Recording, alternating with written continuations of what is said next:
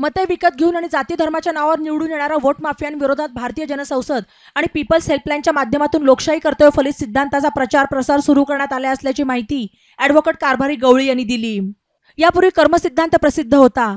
या जन्मात चांगले काम केले तर पुढच्या जन्मात चांगला माणूस म्हणून संधी मिळते, परंतु काळाच्या ओघात आणि विज्ञानाच्या तर्कशास्त्राच्या कसोटीवर कर्मसिद्धांत मागे पडला असून लोकशाहीत कर्तव्य फलित सिद्धांत नव्याने सिद्ध करण्याची गरज असल्याचे स्पष्ट करण्यात आले। मतदार आपली मते विकतात किंवा जाती धर्माच्या नावावर मते देतात।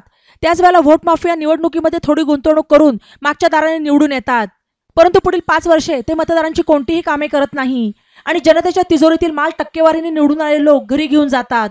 त्यामुळे देशातील तमाम मतदारांनी जागे होण्याची गरज असल्याचे ॲडव्होकेट गवळी यांनी म्हटले आहे। त्यामुळे देशात राष्ट्रीय मतसंधारण चळवळ पीपल्स हेल्पलाईनने चालू ठेवली आहे। संघटनेच्या माध्यमातून ओम नमो मातरम या मंत्राचा नामध्यान चळवळ सुरू केली आहे। सर्व शाळा महाविद्यालयातील विद्यार्थ्यांना या मंत्राचा आग्रह आणि अंमलबजावणीसाठी संघटना प्रयत्नशील आहे।